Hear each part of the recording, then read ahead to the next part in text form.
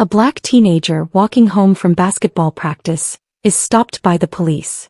The officers don't know it yet, but they've just profiled the deputy chief's son. When the father shows up, what happens next will shake an entire department. Jalen Ross wasn't in a hurry. His duffel bag bounced gently against his shoulder as he dribbled a well-worn Spalding down Sanderson Avenue, just outside downtown Garland, Texas. The sun had dipped low, casting long shadows across the sidewalk. With his earbuds in and his hoodie up, the rhythmic bounce of the ball was a familiar comfort. This was his normal route: school to the rec center to home. He'd done it dozens of times, never giving it a second thought. Until two patrol cars pulled up behind him. He heard the tires before he saw them. First one car, then a second. The rubber slowed and crunched against the curb as if they'd found exactly what they were looking for. Jalen paused his music but didn't turn around. He just stopped dribbling and stood still, his hands visible.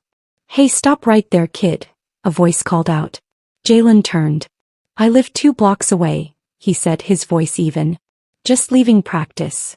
Officer Mark Delaney, a tall guy with sandy hair and a stiff jaw, stepped out of the first car. A second officer, Ethan Brooks, younger with a brown crew cut, leaned against the hood looking bored.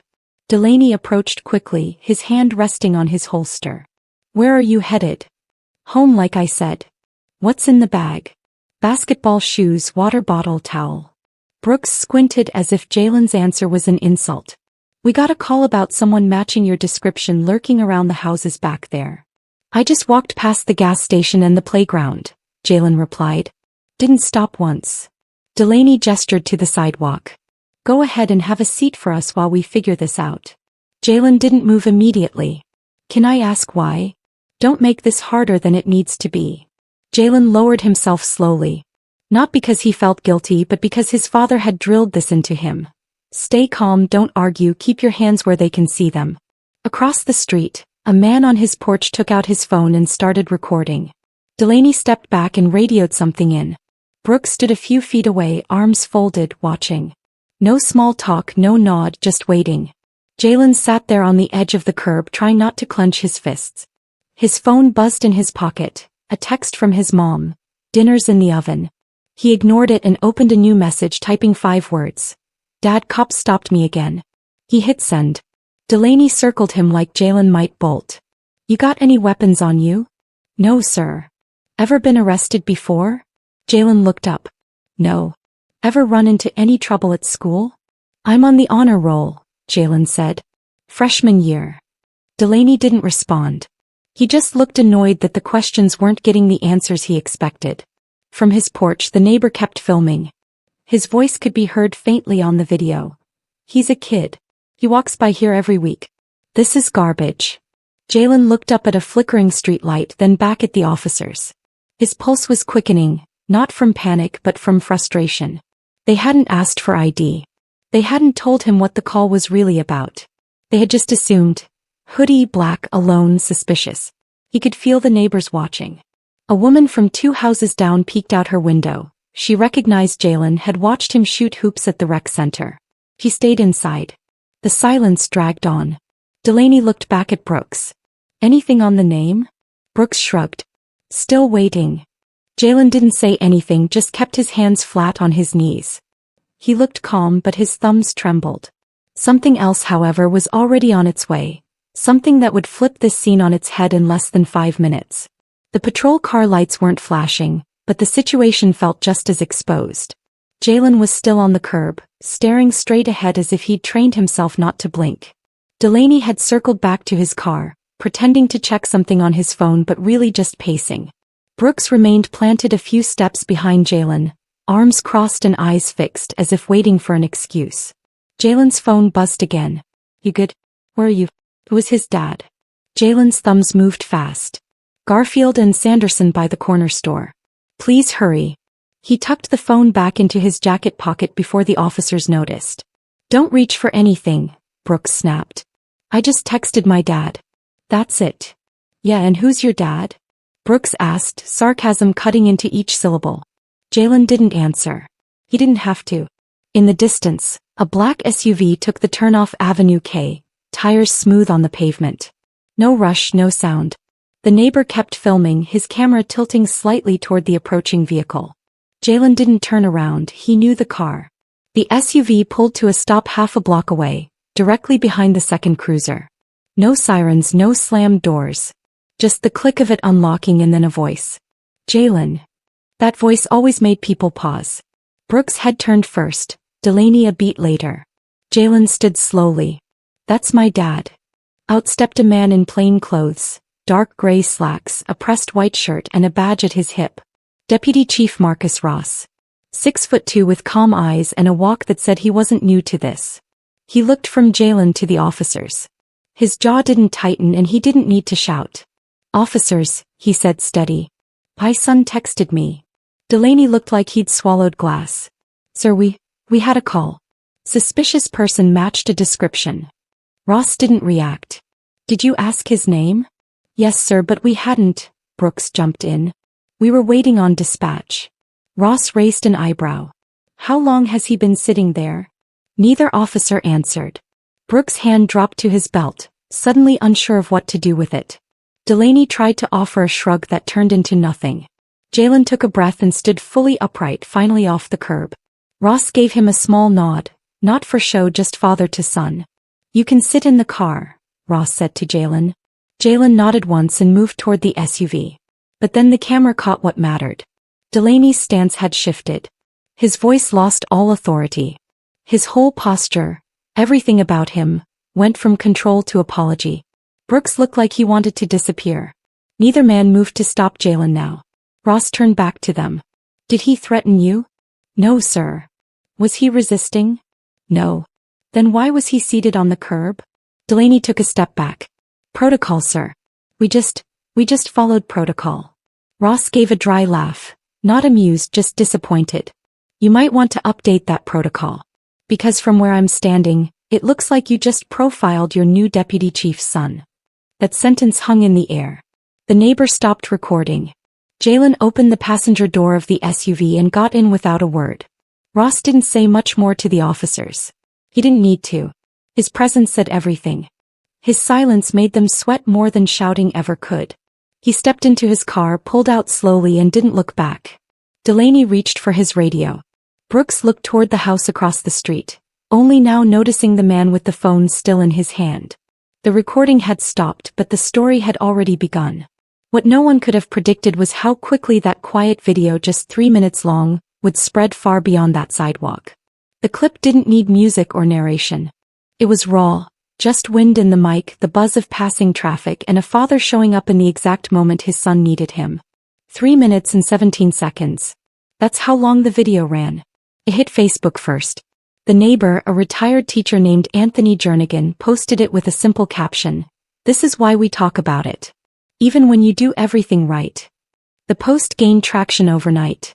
By morning it was everywhere. Local radio stations picked it up by 7 a.m. A local podcast about community police relations shared it next. By the time the noon news rolled around, Ross's name wasn't just inside the department. It was in the headlines. Deputy Chief's son targeted in street stop. New Garland officer caught on camera detaining teen without cause. Sit on the curb. Public demands answers after teen stopped by own father's officers. Back at the Ross home, Jalen had barely touched his breakfast. He picked at a dry waffle, head down, earbuds in but no music playing. His mom, Patrice, poured a second cup of coffee for Marcus, who hadn't even changed out of his work clothes from the night before. They made him sit like a dog, she said softly, staring out the kitchen window. Marcus didn't respond right away. His eyes were on the muted TV screen above the counter. There was grainy phone footage of him walking up to the officers.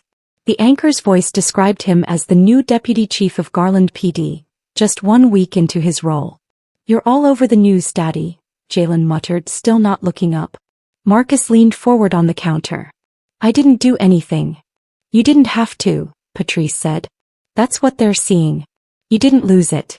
You didn't threaten them. You didn't give them the usual headline. Jalen finally looked up. They didn't even say sorry. Marcus met his eyes. They will. At the Garland PD headquarters, things were quiet but tense. Officers weren't talking loudly in the break room. Texts were flying under desks. Captain Drew Hastings, a stout man with a close-cropped beard, met Marcus at the entrance to the second floor. "We've got a lot of eyes on us right now," he said plainly. "Internal's gonna open a review. It's already moving." Marcus nodded. "You okay with media reaching out to you?" "I'm not giving any statements yet. Just doing my job." Hastings gave a tight nod. "Understood." But it wasn't just the media. By noon, students at Jalen's school had seen the clip. His teammates sent messages. "You good? That's wild. We're with you, bro." One girl posted a story on her Instagram with just his name and the word respect underneath. Jalen said nothing back. He scrolled, swiped, and locked his phone. At a Wendy's a few blocks from where the incident happened, Anthony, the man who filmed it, sat with a friend, watching the view count rise, over 40,000 by lunchtime. "I didn't expect this to blow up like it did," Anthony said. "Maybe it needed to," his friend replied. "People need to see how easy it is for things to go wrong." Anthony shook his head. "They didn't beat him. They didn't cuff him. But that's the point, right? You don't need bruises to know it ain't right." By late afternoon, a city council member called for an open forum. Emails flooded the mayor's inbox. Teachers at the local high school adjusted their lesson plans. The story was no longer just about one kid. It was about every kid who had walked the same route, followed every rule, and still been treated like a problem. But inside the department, a different kind of silence had started to spread. The kind that comes when people are more afraid of being caught than being wrong. The department didn't send out an official memo, but everyone knew. Watch what you say. Conversations in the halls dropped when Marcus Ross walked by. Officers looked away. Some greeted him with clipped nods. Others didn't bother. But Marcus didn't flinch. He came in at 6 a.m., left after dark, head down, clipboard in hand. He wasn't interested in theatrics. He was interested in truth. But the silence at the station wasn't nearly as heavy as the silence at home. Jalen barely spoke for 2 days. He still went to school, still shot hoops in the driveway, but he kept his hoodie on longer, stayed out less. And when his mom asked how his day was, he gave one-word answers. Marcus tried once to ask if he wanted to talk about it.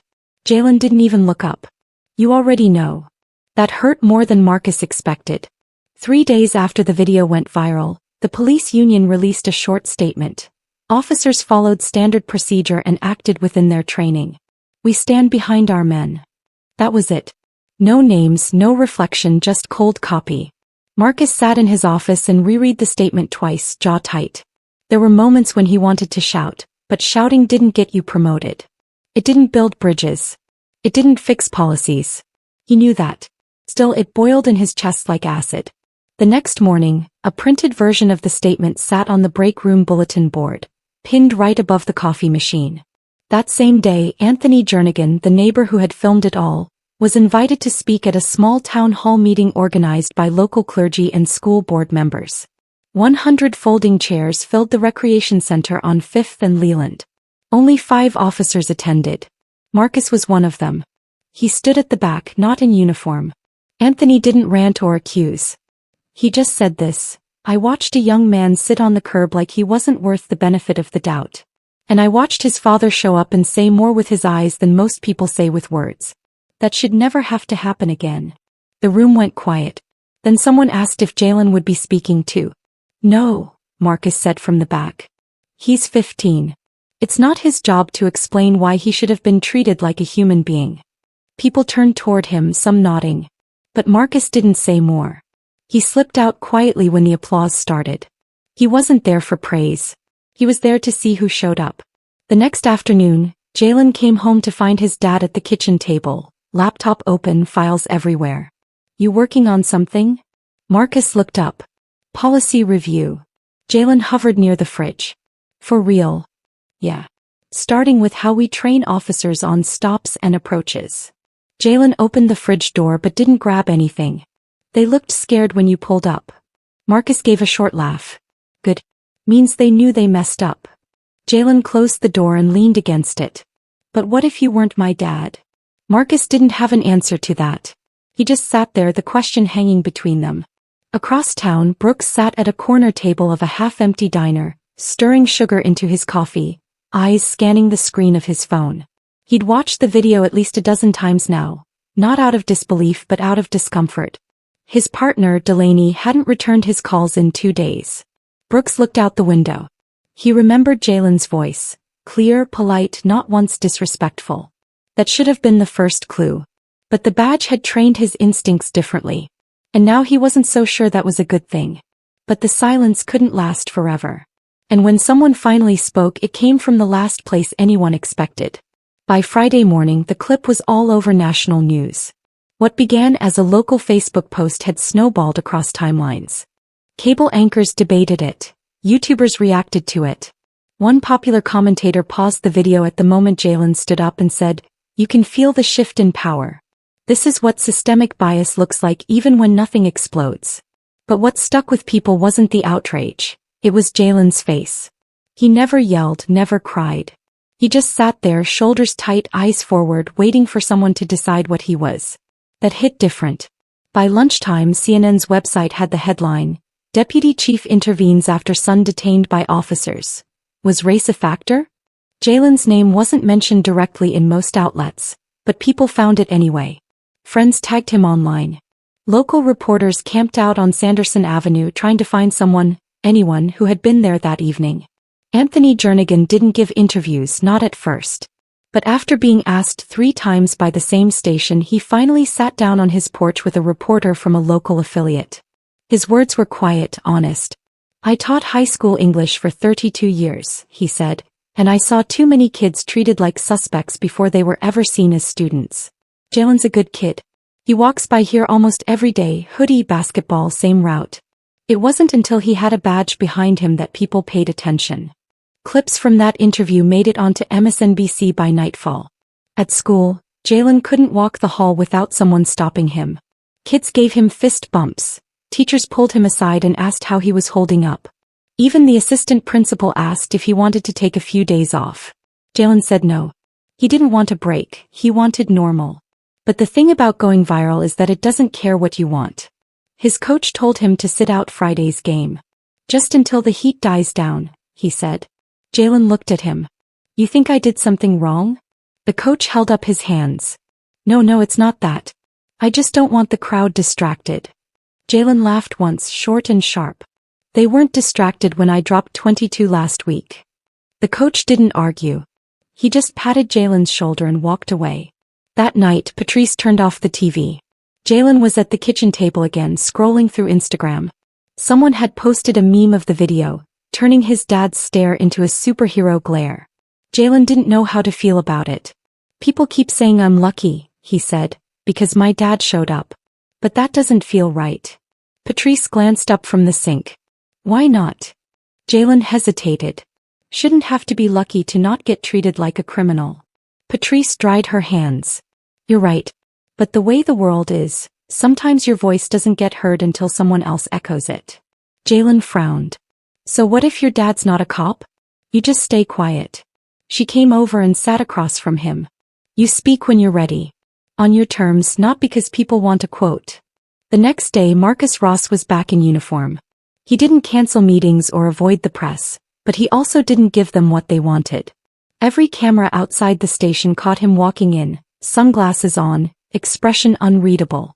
Inside, the chief's office was tense. "You're trending," Chief Gerald Novak said, motioning to the laptop on his desk. "Not just you, the department." Marcus didn't sit. "I figured. City Council wants a comment." "Not yet. We've got community leaders asking questions. And that town hall next week. It just became the biggest event of the month." Marcus finally spoke. "Good. Then maybe we'll talk about the real issue instead of pretending it doesn't exist." Novak blinked. "You think this is about race?" Marcus met his eyes. "I think if Jalen's skin were lighter, he'd have made it home without ever texting me." Novak didn't respond. But someone else was about to say the same thing. And when he did, it would send shockwaves through the department. It was early Monday morning when the department's group chat got quiet. Someone had posted a screenshot from a news segment, one that featured a blurry face, digitally shadowed for anonymity. But the voice was unmistakable to those who worked with him. Officer Ethan Brooks had given an interview. It was short, less than 5 minutes. He didn't name anyone, didn't say the word racism, didn't call out Marcus Ross, but his tone told the truth. "I think we jumped too fast," Brooks said. "We profiled him. We didn't mean to, but we did. And it wasn't about what he was doing. It was about what we expected him to do. The host asked if he felt pressured to stop the kid that day. Brooks hesitated. It wasn't pressure. It was instinct. That's the problem. Inside the department, the fallout was instant. Officer Delaney didn't respond to texts all morning. He called in sick that day and the next. His usual locker, always neat, sat untouched. Some said he was thinking of requesting a transfer. In the lunchroom, people whispered. Some defended Brooks for telling the truth. Others called him a traitor. No one said it too loud, not with Ross around. Marcus read the transcript alone in his office. He didn't smile or celebrate, but he sent one text to a number without a name. Thanks for saying it. Brooks replied a few minutes later. Didn't do it for you. Did it for the kid. Outside the station, public interest hadn't cooled. A local university offered to host a panel. Neighborhood watch groups began organizing monthly discussions with precinct liaisons. School boards quietly began reviewing safety policies for their school resource officers. Marcus was invited to 3 different conferences to speak. He declined them all. I'm not here to be a spokesperson, he told a council member. I'm trying to fix the machine, not polish it. At home, Jalen was quieter than usual again. He'd seen the Brooks clip, watched it twice. He owned it, he told his dad. Didn't make excuses. Marcus nodded. That takes guts.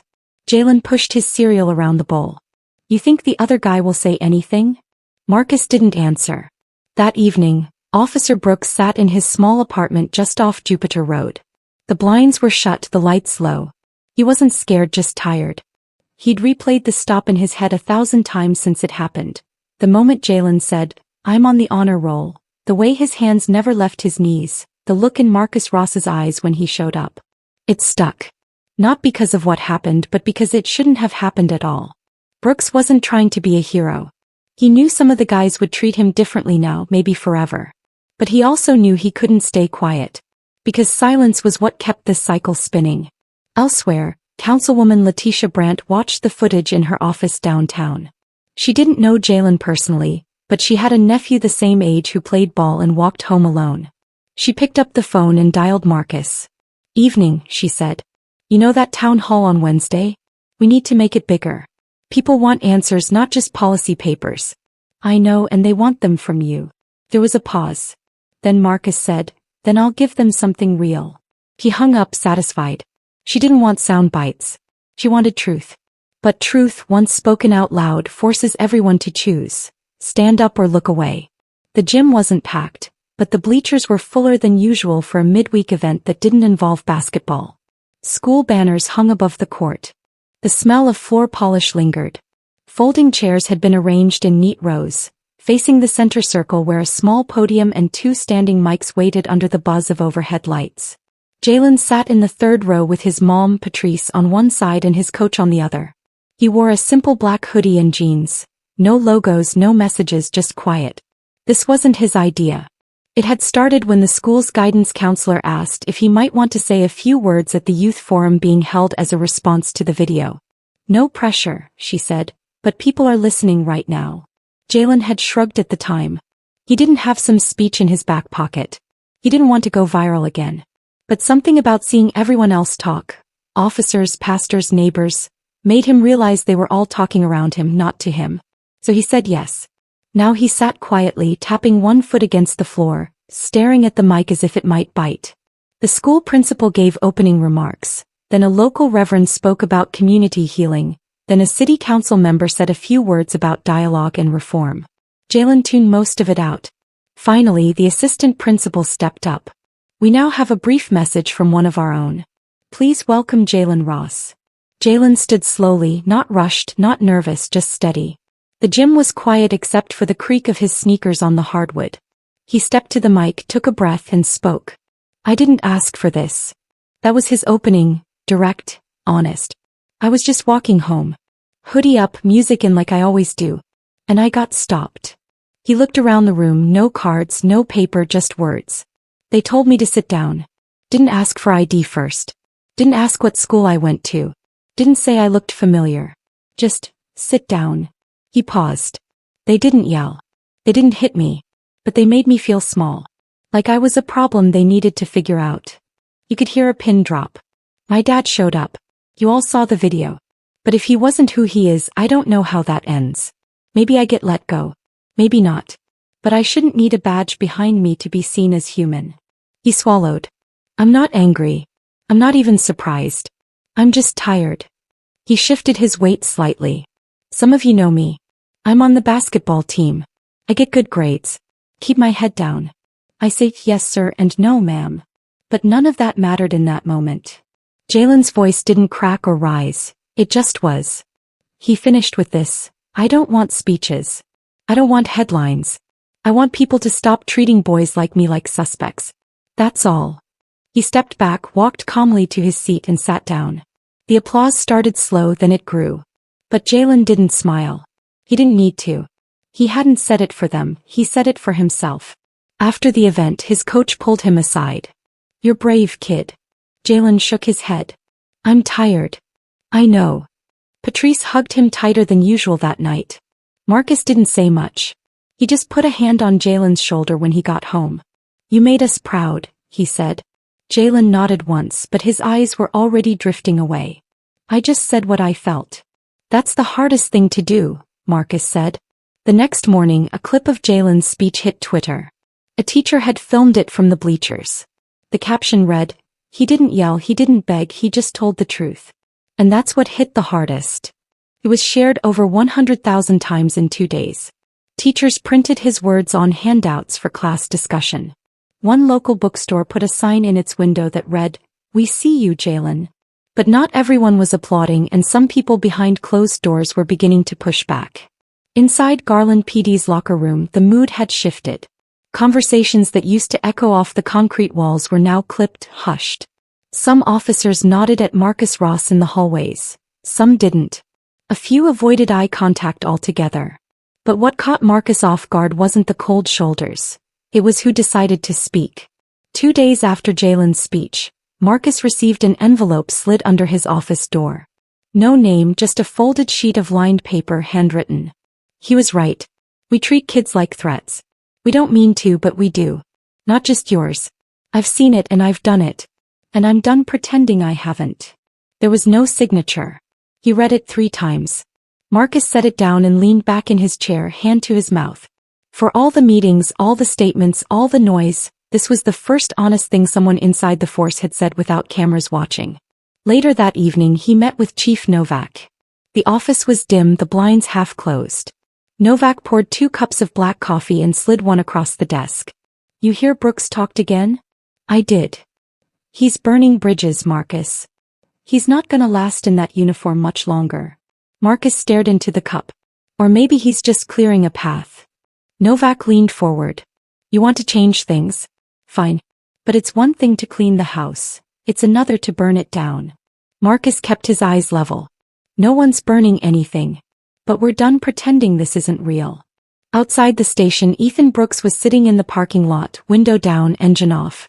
He'd been there for almost 20 minutes. He didn't want to go in. He knew what they were saying, that he was soft, that he broke the code, that he'd embarrassed the department. But none of that mattered as much as the look on Jalen's face when he sat on that curb. Brooks finally stepped out of his car and walked in. He passed Officer Wade Pinto by the elevators. You sleep well, truth teller? Pinto muttered just loud enough. Brooks stopped. Better than pretending nothing's wrong. Pinto smirked and walked off. That was the thing.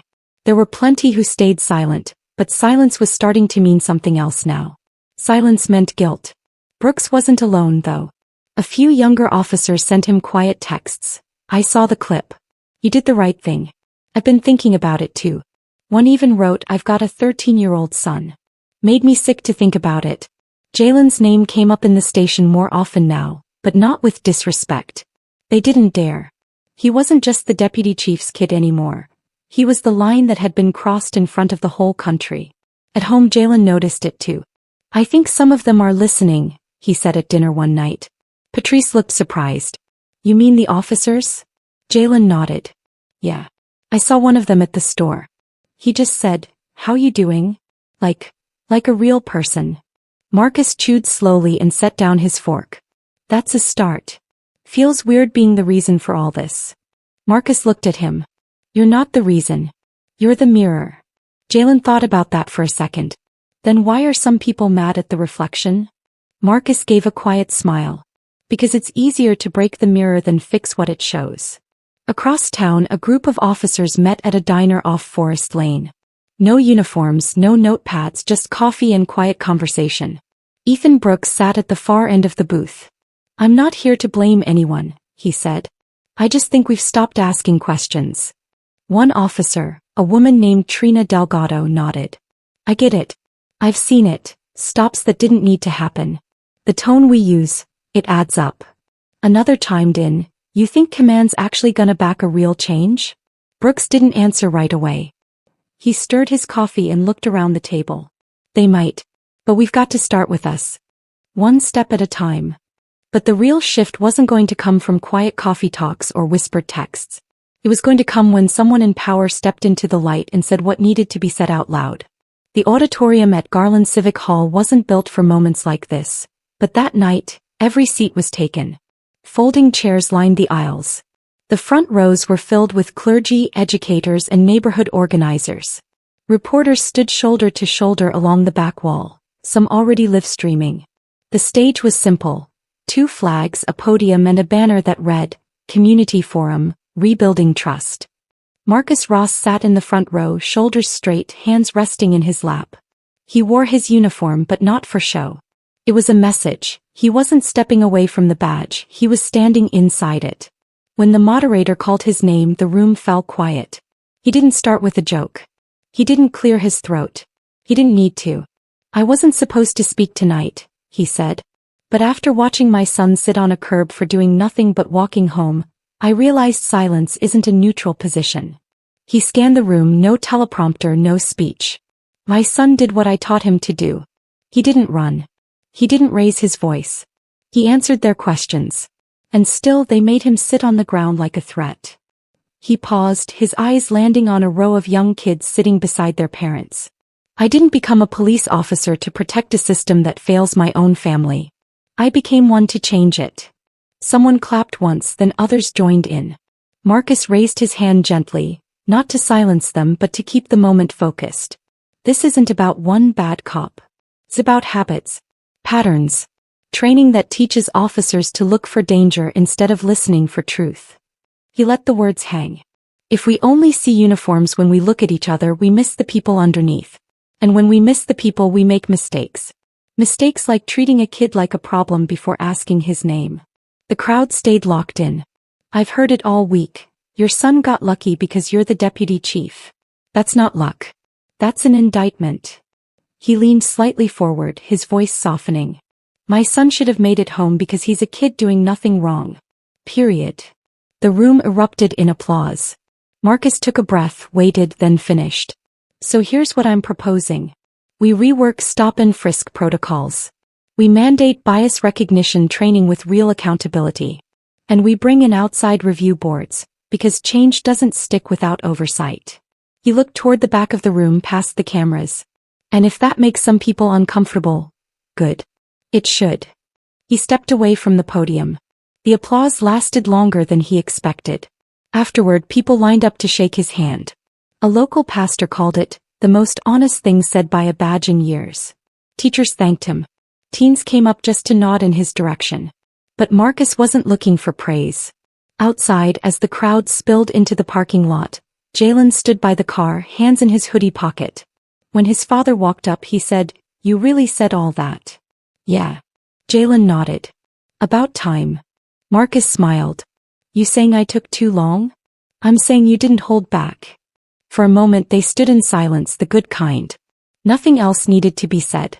But back at the station the response was mixed. Some officers called the speech bold. Others called it a betrayal.